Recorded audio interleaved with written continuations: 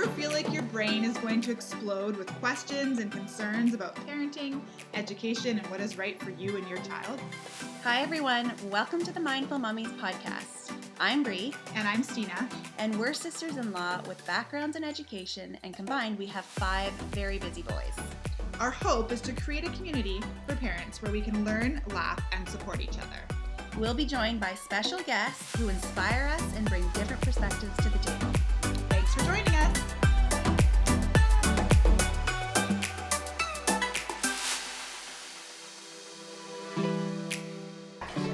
All right, hello everyone. Welcome to the Mindful Mummies podcast. We are so excited because today we have Margery Healey from the Compassionate Parent Coach who is back and going to do actually a live session with us today. So we're super excited. Yes. Stina and I called her the other day, and we both were feeling quite overwhelmed, to say the least, with our little 2-year-olds. And I think we just said, oh God, we need to call Margery. Yeah. and then we thought, well, we should just do a session with Margery. Maybe she'd be open to doing a session with us on the podcast. So, and what a great way for all of our listeners to listen in and hopefully benefit from our problems. Yes. Exactly. So welcome, Margery. Thank you. Thanks for having me back. Thank you so much for being here. We're calling this episode Toddler SOS because Bre and I got to this moment where we were like, I think they were fighting with each other and grabbing toys and screaming and running around and dumping smoothies on the floor, and we were both like, oh my gosh, we need help. We need help. Yeah.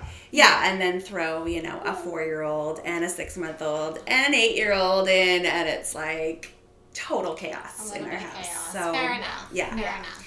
Yeah, so where do we start? What should we... I think the best place to start is just to give me your first big problem, and we'll end using an example, and then we can break down some strategies with your examples on how to best handle some of their behaviors. Okay. But much of what you describe is them being toddlers. Yes. Yeah. Yes, and it's sort of like you walk that line of like, okay, are they just being toddlers and then this is just a phase that we kind of have to suck up and go through, right. Or are there some real struggles here that we can actually like nip in the bud, kind of thing. So, absolutely.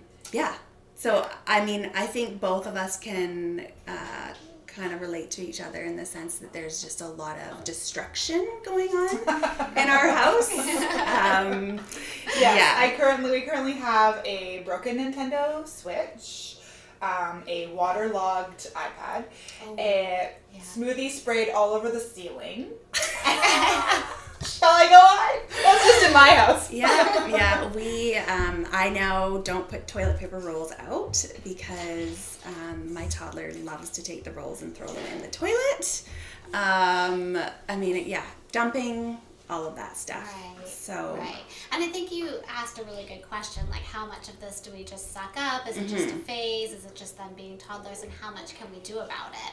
And I think we have to remember that our role as parents is to teach, and all these moments that they present to us, we should take the opportunity to teach and guide them to, I know we're not going to be able to respond to every single, dump of a smoothie or prevent everything from happening or toilet paper rolls going into your toilet. Some of it will file under management, right? And then, but some of it we can teach, and we can teach them to be gentle and to treat our things kindly.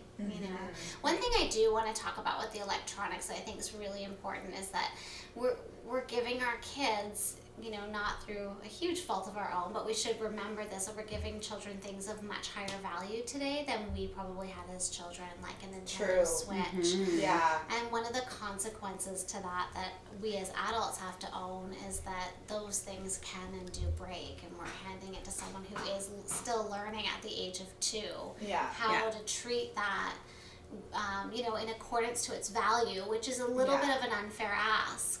To a 2-year-old to say, you're holding a $500 iPad or an $800 iPad, you need to be really, really careful with this. Yeah.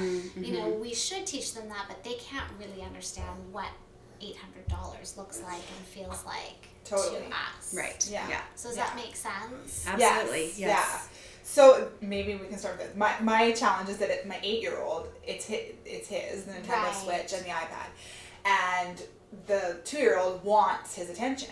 And so how does he get his attention? He actually goes up and grabs it from his hands and throws it across the room or into the bathtub that's filling up or into the toilet or whatever, because he takes it and hides it.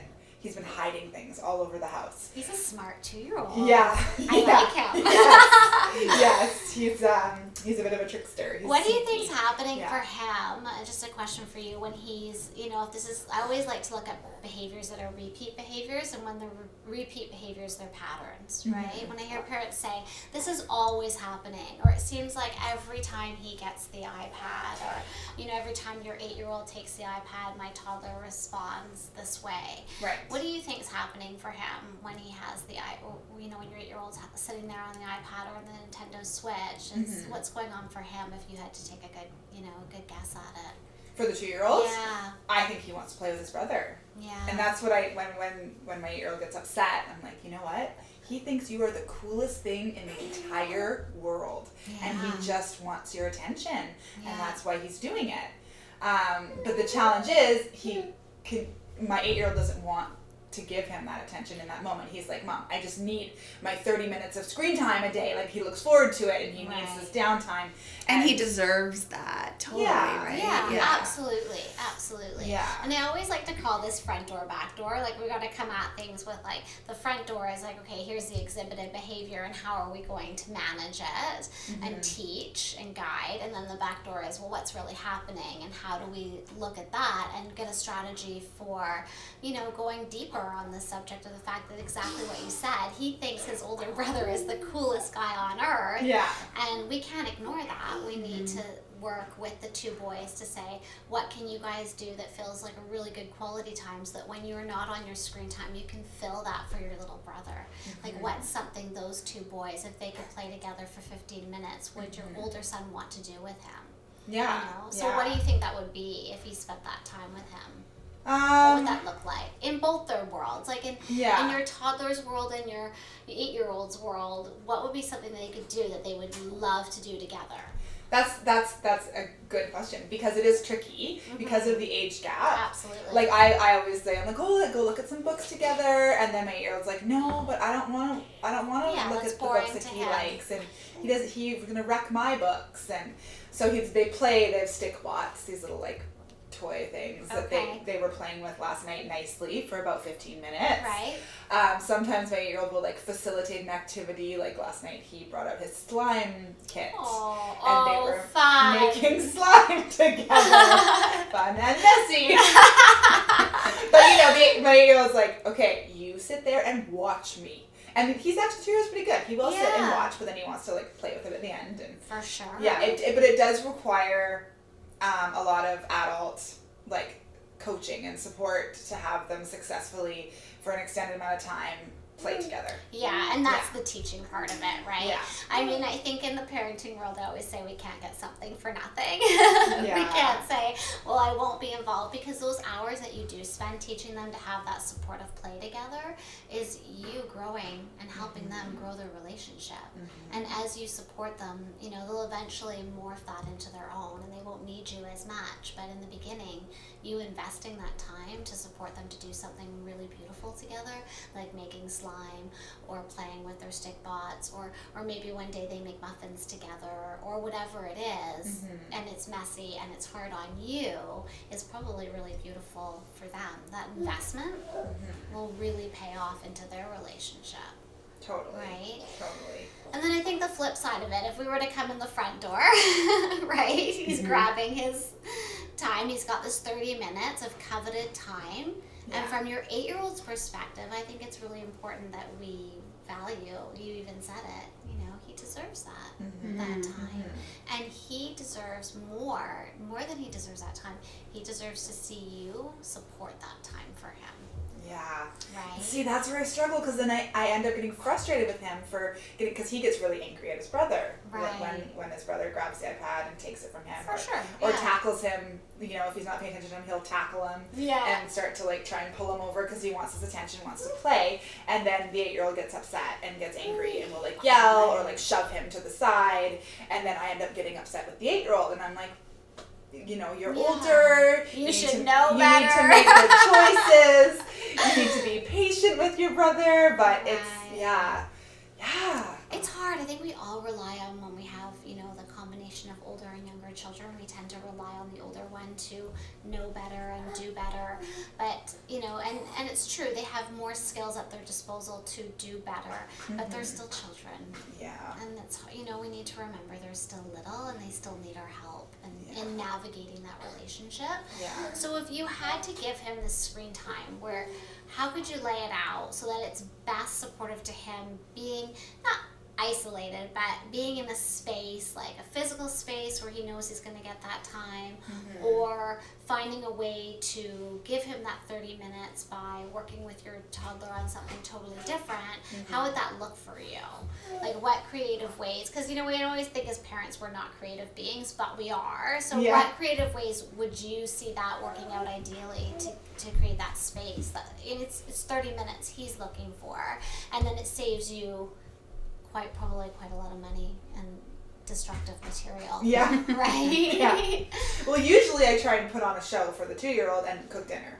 That's the time frame that it happens, right? I'm trying to get something done. Right.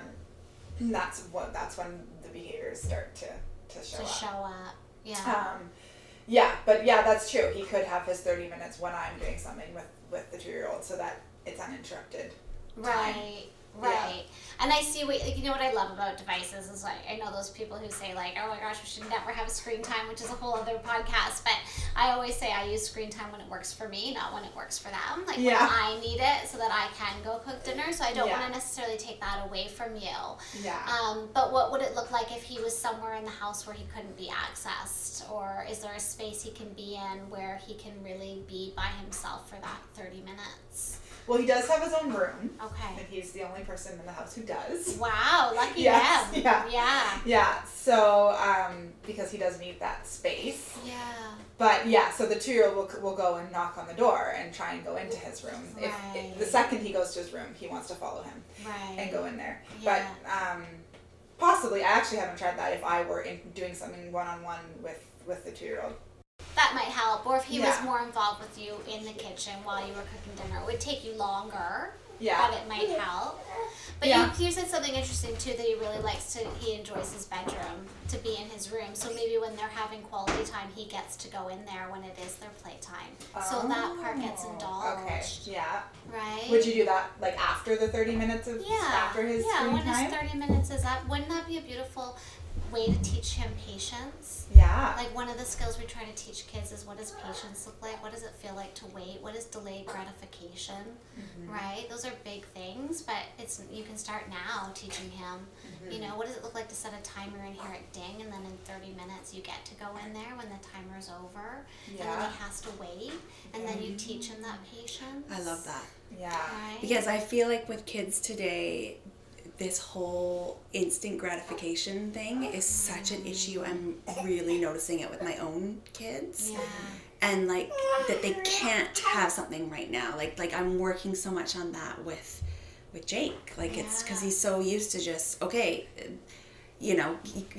next show that he wants to watch is like right there for him when he wants to watch it. And it's like, okay, so anyways, I love that. Yeah. Setting the timer, and that when I do set the timer and I forget about doing it, it works. It does work. Yeah, it's a very concrete, remember our kids are very logical, right? Or not logical, but what's the word I'm looking for? They're looking for very clear things. So a timer is a very clear way to do something. There's no ambiguity in a timer. When the timer goes off, the timer goes off, right?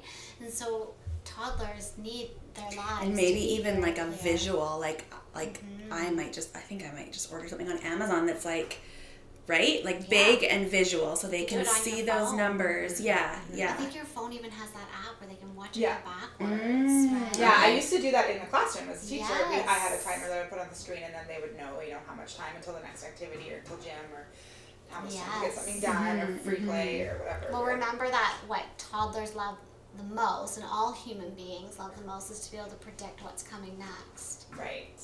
So if they know when this happens, then this happens, they feel better.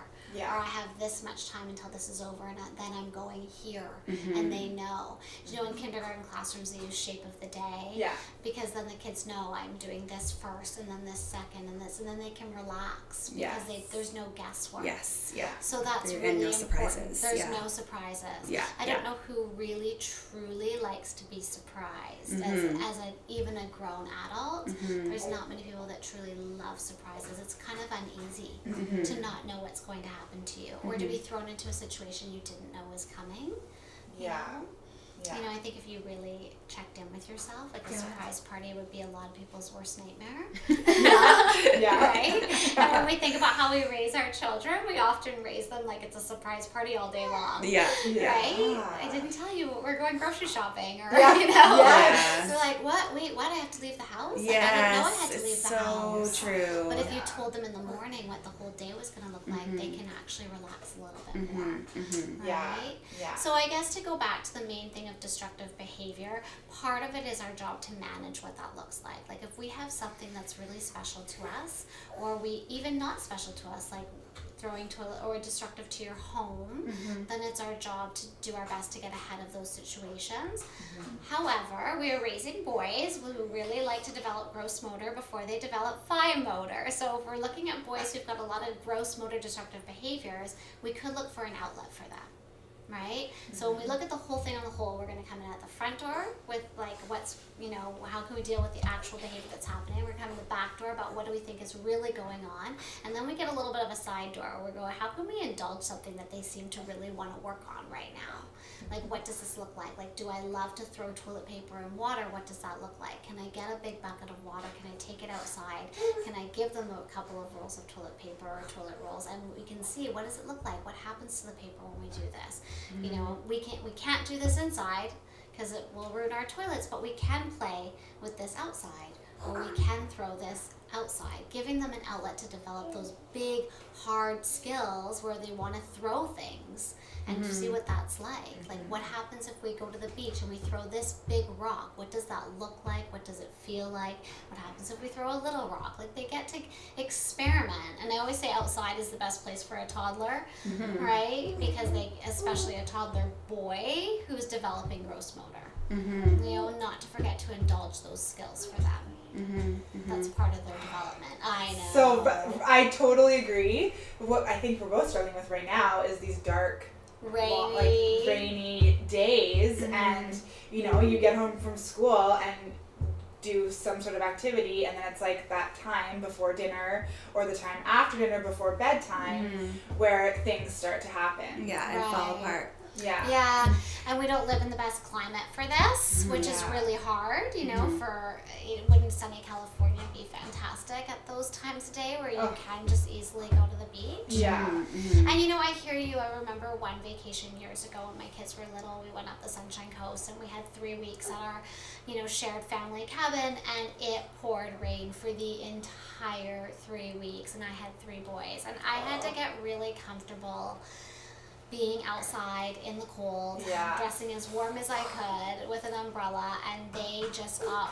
muddy and wet and dirty and had the time of their lives. I didn't have the time of my life. It wasn't my idea of a vacation, but they had the time of their lives. And as hard as it is to incorporate that into your world right now, it's still part of their development, and we can't ignore it. If we don't give them some outlet for those big gross motor skills at this point in their development, they're going to look for somewhere to do it inside. That you could do that. I mean, you do have couch cushions, and you do have, you can get creative inside too. So, if you're flexible, if you're a parent who's flexible enough to let your house get torn apart, or make sheet forts, or, have those kinds of things, then go for it. Because that's something, it's just not to ignore that part of their development. Yes. So are you saying that okay, so say you've done what you can do for the day, and now it's time to come home, and we still are having, I'm sure it's obviously better, the behavior's better because you've let them run it out and you've done what you need to do to kind of burn off that energy. But what do we do after the fact, or after something like that has happened, like an iPad has been thrown, or or thrown in the bathtub, how do we deal with the behavior? Right. I think that's really tough because, under 2 or even up to 2.5, it's very hard for them to see cause and effect. And my best way of teaching is cause and effect, Now, one beautiful natural consequence, or when I say cause and effect, I mean natural consequence, but one beautiful natural consequence is that the iPad's no longer available, unfortunately. That's the biggest consequence, right? Because once we throw an iPad in water, that's the end of the iPad. Now, a lot of parents would probably go out and replace that iPad, which makes that very difficult to become a teaching moment. Right. We've just sort of taken it away. Yeah. I like parents, I know this is going to sound hard, and probably a lot of people don't want to hear this, but I think when we've got things of such value where it's very difficult, I mean, they've done it, and it's the same as them throwing a plastic ball into the bathtub. Like, they can't really understand the weight of what happened being different. Right? I threw something in the bathtub because I was feeling frustrated and overwhelmed. Whether it was the iPad or a rubber ducky or a plastic ball probably means nothing to them. Right? So I really feel like the onus is on us to not give them the opportunity to destroy something of such high value. Okay. Which is very challenging. What about for my situation? It's dumping. So he knows it's not okay. He will pick something up, turn it over, and look at me with a smirk on his face, and he's dumping it all over the floor. So what kinds of things is he dumping? Like I'll have my soda water beside me, my sparkling water, and and maybe, I mean, he's not like he'll go up and do it beside me. Maybe I'll have gotten up, and then the next thing I know, he's dumped it.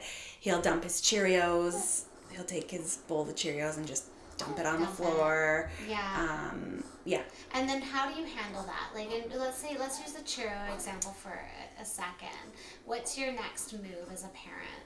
And I'm not asking because I just want to be really clear because I'm going to judge your next move. I'm asking totally curious. Because you might be handling it beautifully and don't know it, or don't feel like you are, or because teaching is a long road, it's not a short road. You might feel like you're not getting anywhere, and you could be. So I'm asking out of curiosity.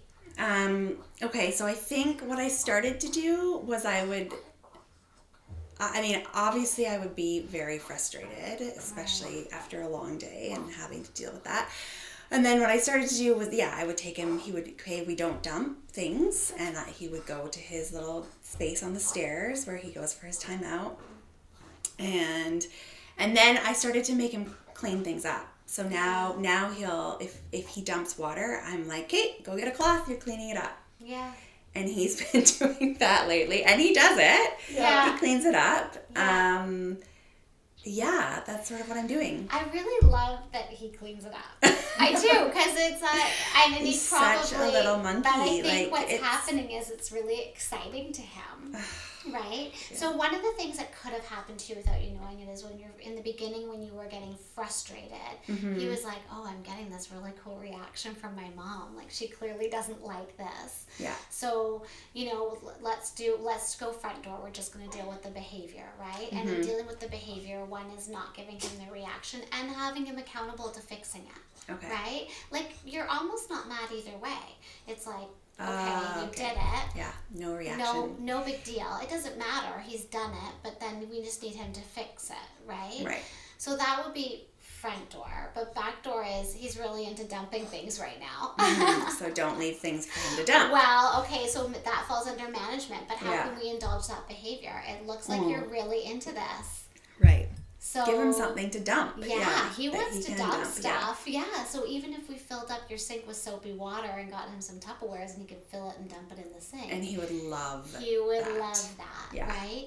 I think the hardest part about being a parent is watching a child do something and then saying, it looks like you're really into that. Why don't we go over to the sink and do that? Mm-hmm. That's the most beautiful pause when he's just dumped your soda water and you're kind of mad. Well, that's it. And you're just like, oh my gosh, you know how upset I get when you do this. Okay, but why are you know? I know. And this is the thing. Margery just always points out, it's like the most simple stuff, but it's like you forget in the moment. You're just like so angry. Okay, so how do you remember in the moment? That's a really good question, you guys, and I think it's something to ask ourselves as parents. Like, you know, what do we do? How do we do that? And most people, I'm going to throw a little hint your way, operate off visual cues.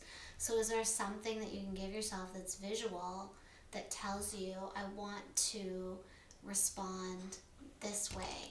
You know, in my house, I have a poster that I bought when Kai, my youngest, was very little. We had just flown to Palm Springs on a girls' trip, just myself and Kai and my two girlfriends and their firstborns. And we all got the most wickedest stomach flu you could imagine. Like, some of us were hospitalized. It was crazy. It was a really bad stomach flu. Anyways, I came home, but while I was on that trip, I bought a poster, the Keep Calm and Carry On poster. So I framed it, and it's hanging in my house, and I love it. That's my visual. Right? I'm raising 3 boys. I need something that's going to remind me, just keep calm, carry on. What part of this is just normal behavior? How can I respond in a way that's going to be helpful, that's going to actually teach? And I'm not saying it's perfect, because it's not, you know, and I don't promote perfect parenting. You know, the idea of like the yell-free parent, I feel that sets us up for failure, because there's going to be those moments where you are just exhausted and him dumping your water makes you feel like you want to explode. Yeah. Right? I think that it's unfair to ask us to never be upset or never feel frustrated in what is a long game of teaching, supporting, loving, guiding, you know, a child from 0 to adulthood. It's 18 plus years. You're going to have your moments. So having a visual cue, back to my point, would be helpful. And to think about what yours is. You know, where in your house do you need them? I had one client who put little green stickers in every doorway. Because she was like, the green sticker will remind me. You know, it go ahead peacefully. It's a really good tool. It's a really good, because it makes you stop and just like get yourself like grounded for a second, and then because you're so reactive in that moment. It's just especially if it's either wrecking something that's very expensive, or a safety concern. Those are the times where I get the most, where I like struggle to stay calm. Why do you, and I think I have my reason for why I feel that way about the wrecking something very destructive, but why do you feel, what about that gets to you? It's just nervous, like to replace it. I'm like, I can't replace that. So the cost of it. The cost, well, also, like, I know, like, sometimes the 8-year-old's at school and he'll take his things, right, and want to use them, and then if I say you can't use them, that, you know, that's your brother's, and then he'll get frustrated. because he just wants to be his brother. Yeah. Right? All he wants is to grow up and be his as I'm brother. talking, I'm like, it's because, he like just wants to be that so badly. And I think that's a really fair feeling for him to have. You know, he's got this older brother and he looks up to him and he wants to be just like him. Yeah. And to be just like him means to have all of his stuff and touch all of his stuff and smell all of his stuff and play with all of his stuff. But, you know, I agree with you. I think when they start to... for me, when they start to wreck expensive items, I feel like they don't value them. Yeah. And it's unfair to ask them to value something so expensive. Yeah. So I really want to throw that management piece out for you when he's got, you know, when your 8-year-old has things that are really valuable that you can't replace or that would be a big hit on you financially to replace, that you put those in a space where it's just not an option. You know, it's just not available. And let's say it does become available, though, and you catch him and you're able to save an item and take it away, and he's upset by that. And then he gets to process disappointment and what that feels like. And that's not a terrible thing for a 2-year-old to process disappointment and to say, you know, I didn't get what I wanted. And while that's going to be hard on you, because he's going to cry and maybe carry on about it, it's not an awful thing for him. You know, we want to understand... You know, it's really hard not to get to touch all of your brother's things, even when you want to. And we understand that, and we understand that that probably feels so frustrating to him. But that's okay. You know, we can also go through the feeling of disappointment. That will pass, and he learns, okay, some things in life feel disappointing or frustrating. It won't be the first, and it won't be his last time. Yeah. You know, he's got a lifetime of having both joy, but also having disappointment. Yeah. Right? Yeah. And practicing that now is a good thing. Yeah. And I so often say to the 8-year-old, like, oh, can you just share with him? Can you just let him use it? Because I'm just like, please, like, stop fighting. Get along. Like, so I try and ask the 8-year-old, like, can you just let him try? Like, he's got electric drum set. He's learning how to play the drums. Can you just try and let him play the drums for a little bit? And then he's like, oh, but Mom, like, it's mine, you know? And so at what point do I ask the 8-year-old to share and be a kind big brother? And at what point do I give him his space and agree with him and say, no, the 2-year-old needs to give you space and not touch your things? That's what I struggle with. Like, how I draw that line is. Yeah, because the 8-year-old also has the opportunity to learn what it's like to share some of his, you know, possessions with his brother and what that looks like and feels like, you know, and I think sharing isn't as natural as we all would like to think about it. You know, I always say if someone puts a giant cupcake in the middle of the table and says, now you have to share that, as an adult, of course I'm going to share it. Do I want to? No, I want to eat the whole cupcake. Yeah. And we turn to our children and be like, you have to share everything you own. You know, and I think that, you know, there are things like certain things that we would love not to always have to share, and it's unfair for us to always put that on our children. So your question is a very fair question, is what I'm trying to say. Okay. But I do think that it's something that you and your 8-year-old can talk about. You know, what does this look like? Is there one thing in here that you just are absolutely feeling like it feels overwhelming to share? And for the rest of it, what can this look like? Like, does he get 2 minutes on the drum set or 5 minutes with me there so I can make sure he doesn't ruin anything and I can help you share with him? So it would be the 3 of us all together if it's something that's really special. Yeah. Right? Because I think his fear in sharing might be that he's seen some of his things get ruined. Yeah. Right? Yeah. And then maybe he needs to see that, like, hey, my mom's going to help me share in a way that doesn't lead to destruction. Right? And having those conversations ahead of time would probably be really helpful. Yes. What do you think? What are your thoughts on that?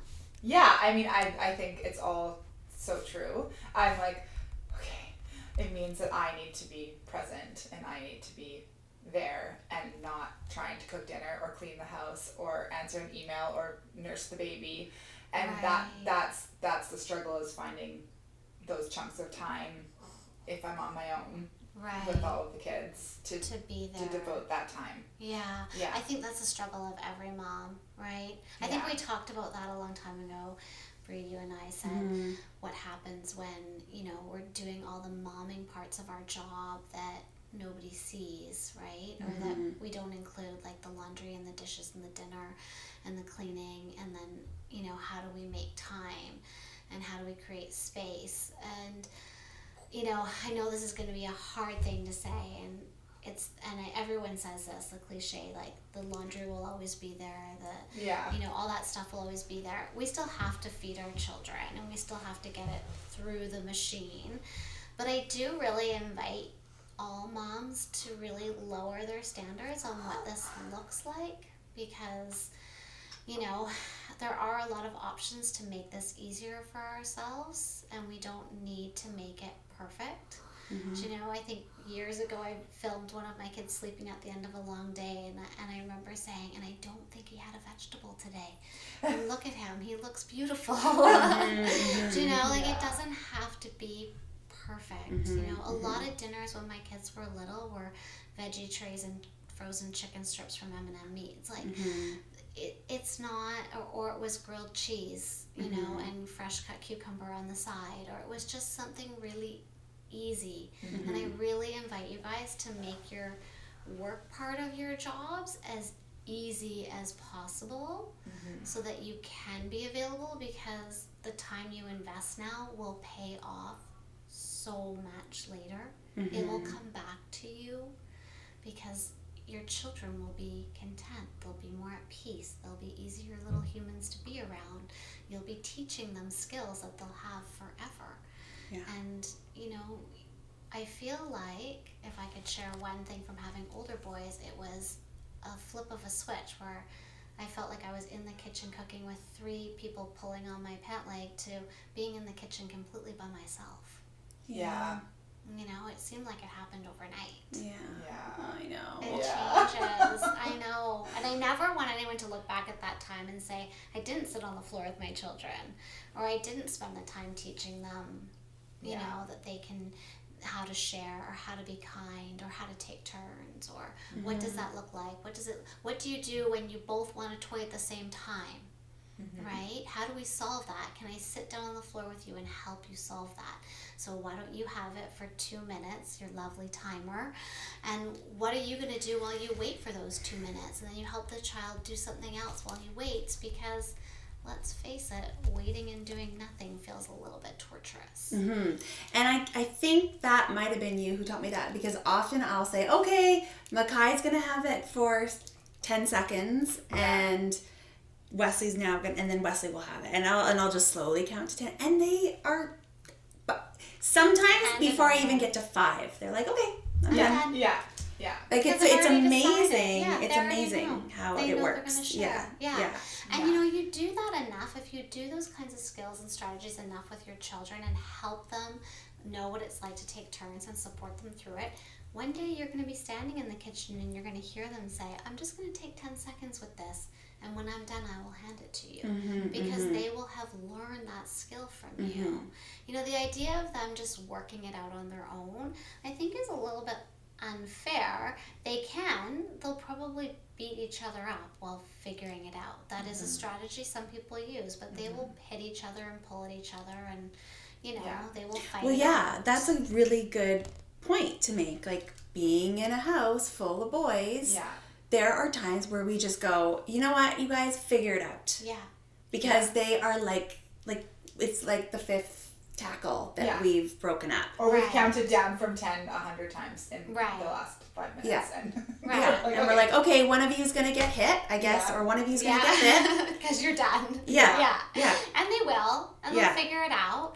And, you know, as much as you can, you give them some tools and some strategies. Give them a little egg timer. You know, let them, here's a timer, you know. Or remind them, here's a skill, but you guys can do this. I know you guys can do this. I know you guys can figure it out. You know, if you never ever were there and you left these boys to grow up in the wild, a little bit Lord of the Flies, they would probably just get a pecking order, and whoever was stronger would get all the toys. Right?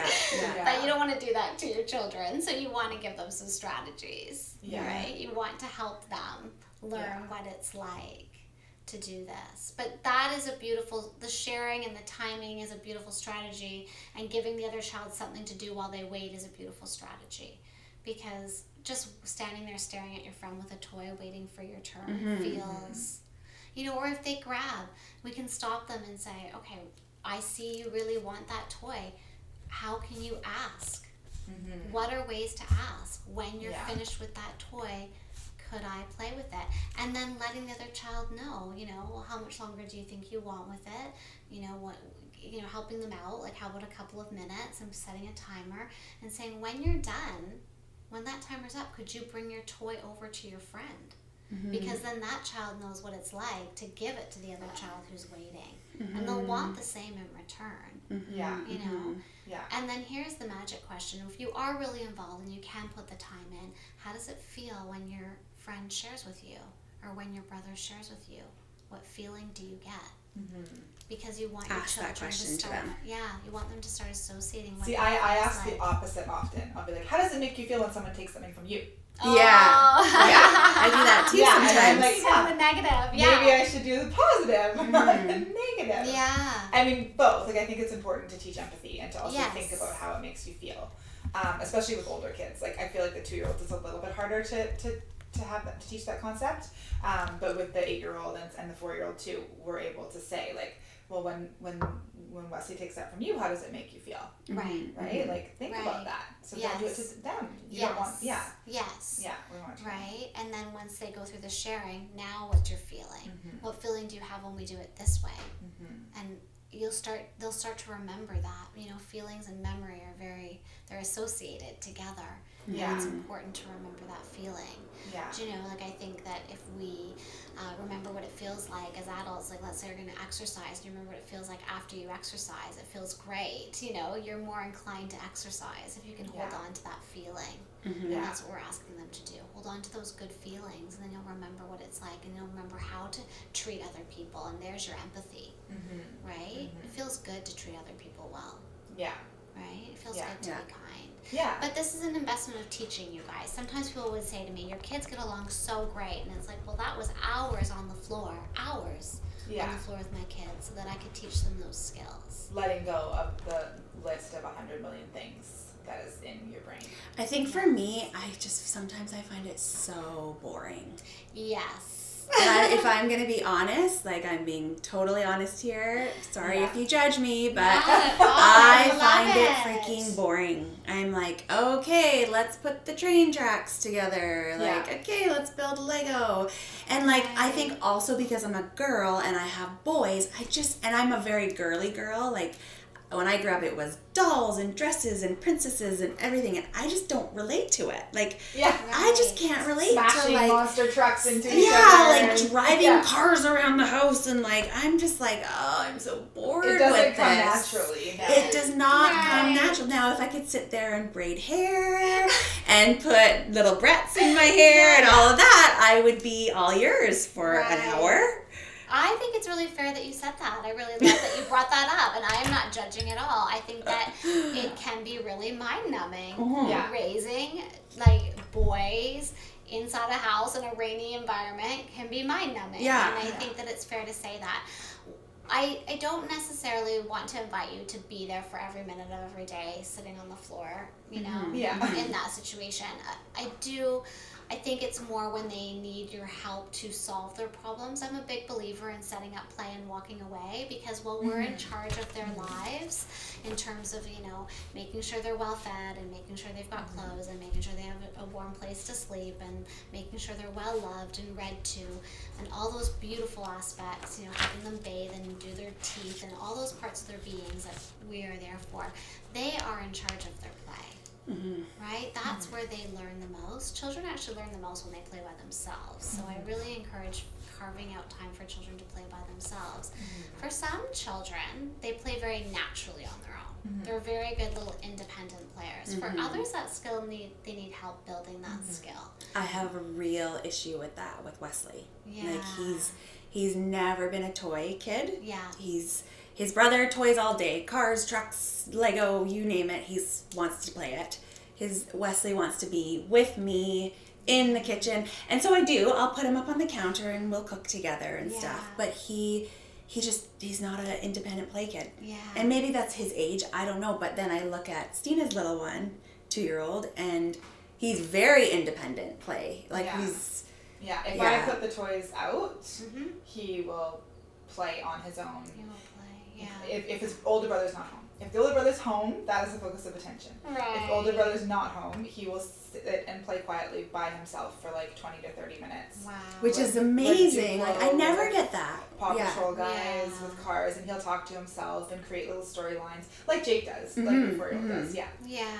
And looking back on Jake, it took time to get there. Like, Jake was not always good at independent play. And how did you get there then? Because I think it was just time with him. But it's way more so with Wesley. Like, Wesley's a very people person kind of kid. Yeah. He wants to be in your lap.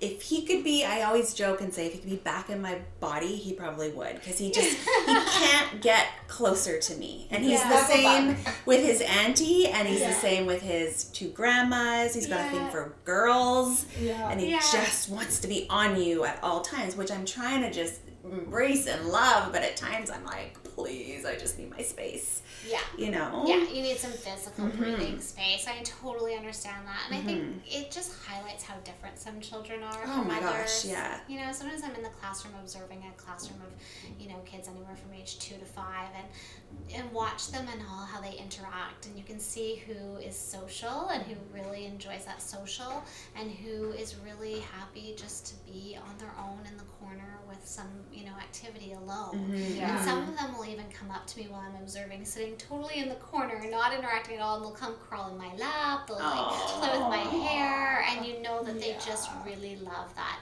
You know, not only do they love social, they love that human connection. It sounds like to me, he really loves that human connection.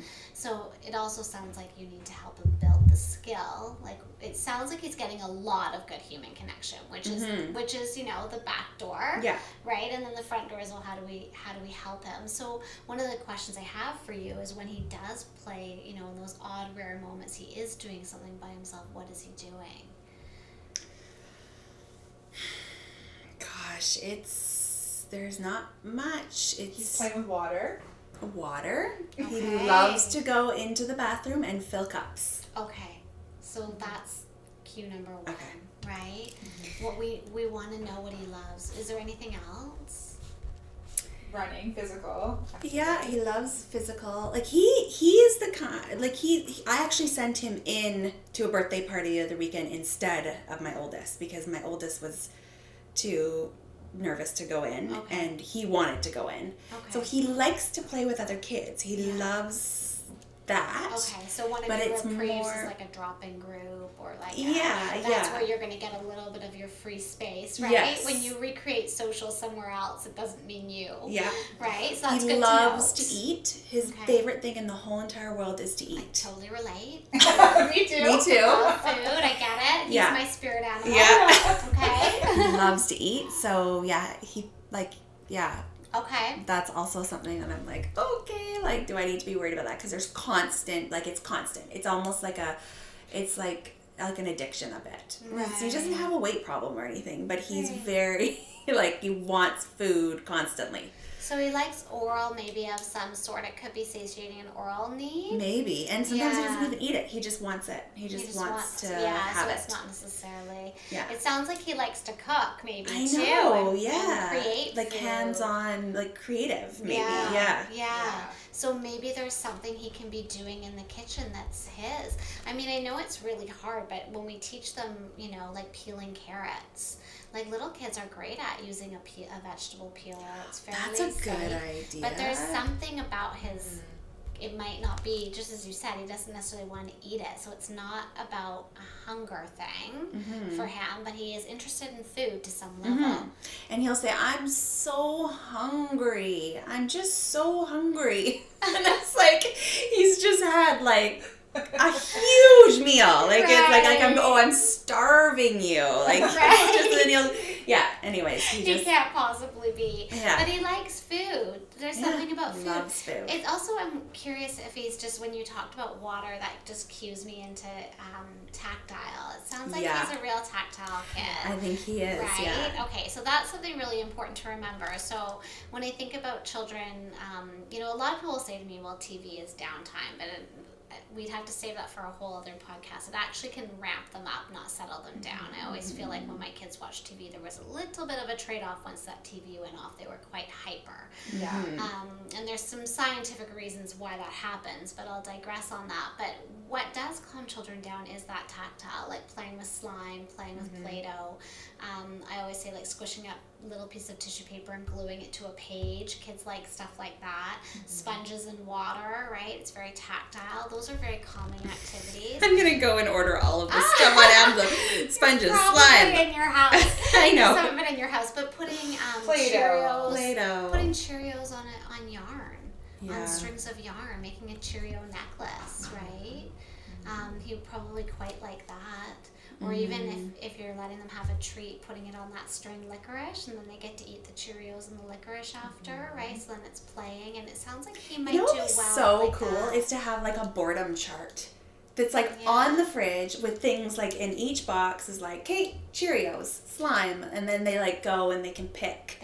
If they come to you or they're starting to like destruct or like do things that are causing the behavior to come out. Right. Like to have like a visual chart. Okay, what do you want to do? Let's string some Cheerios right now. And they can like, they can come figure it out. Yeah. It's up there. I always say those charts are more for me than for them. Well, exactly, because it's help like a you. visual, right? It's a visual. Yeah. It'll help you remind, how do I redirect your Totally, behavior? because I forget in what to do in a positive moment. ways. Yeah, I'm going to do that. Yeah. Make a chart. And keep a list. I actually have a list of snacks because I have just hungry kids right now because they're older. So it's like, what is a really healthy snack that you can eat? And I keep the list, and it's handy because then when they're like, what can I have? I'm like, oh yeah, you can have like a peanut butter and honey roll up, or you can have, cucumbers and hummus, or you can have apple and cheese, or there's a bag of almonds in the fridge, or whatever it is, right? Yeah. That you guys can have. Because I forget. I'm like, what's in the house? I remember my sister put together, and this was when the kids had grown up a little bit more beyond them just like pulling things out of cupboards, but she put together a full snack cupboard of healthy snacks. So whenever they wanted something, and it was always stuff. And she said these are nighttime snacks. So if you want to have something before bed, you can have these. If you want to have, and so, and it was just like, then it was just there for them. Right. But it was all stuff that she had approved of. Exactly. Yeah. And it probably saved her the question, can I have a snack? Can I have a snack? Yeah. Right? Because children are grazers. They have small stomachs. Yeah. And we're like 3 meals a day, maybe one snack. But for children, they like to eat small meals all day long. So it probably saved her quite a bit. But I think your time with him playing on his own will probably be something tactile for you, right? And can I have like 1 minute on the word boredom for a second? Yes, I have some thoughts on that too. Okay. Boredom's, you're going to say boredom's a positive thing. Yeah.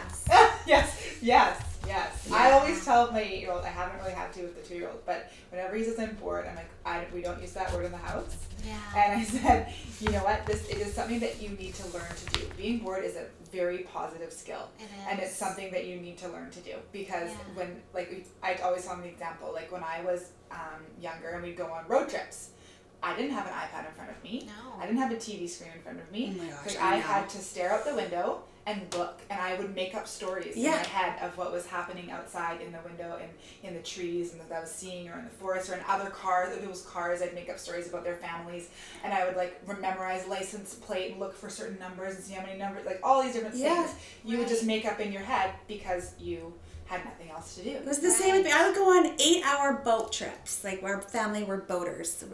And what do you do with yourself on a boat for 8 hours? And I would go into the V-berth of the boat, and I would literally daydream. I would just lay there and I'd pretend I was like a princess and in my castle. In your V-berth. Yelling out to my prince. I would. That's hilarious. Yeah. Speaking of, the terrible twos have arrived. All right. Okay, so I wanted to quickly go back to the chart because I love that idea. of when your child says, "Oh, I'm bored." Right. But what would you call it? You don't like the idea of. Yeah, what's your take What's on my take boredom? on boredom? I don't mind that it's called a boredom chart, but one of the things about boredom in our house, we always celebrated boredom. If someone was bored, we'd say that's the greatest thing in the world, because when's the last time as an adult you've been bored, especially once we had children, right? Yeah. And how freeing boredom is, because that means you can choose. When you're completely bored, you get to choose the next best thing that you want to do, and typically what you choose in the state of boredom is something really meaningful to you, right? And having the capacity to solve your own boredom is a great skill. So if my kids said I'm bored, we'd be like, that's the best news I've heard all day. And we'd have the boredom chair and be like, come and sit in the boredom chair and just be And what would bored. they say? Did they like it? They'd sit in it, but they'd last about 30 seconds. Because they'd be like, I know what I'm going to do, because they're able to solve their own boredom. Yeah. Right? And being able to solve that is, first of all, a fabulous skill, right? Because it shows they have the capacity to choose something, the capacity to choose something meaningful to them. And it also was a cue to me of what they really enjoyed doing when they solve their own boredom, which will evolve and change over time. What your 2-year-old chooses now won't be what they choose in 3 years, but it's always gave me a window into their lives and what they were interested in. So I don't mind the chart at all, but I would love them to pick what they would like to do off the chart.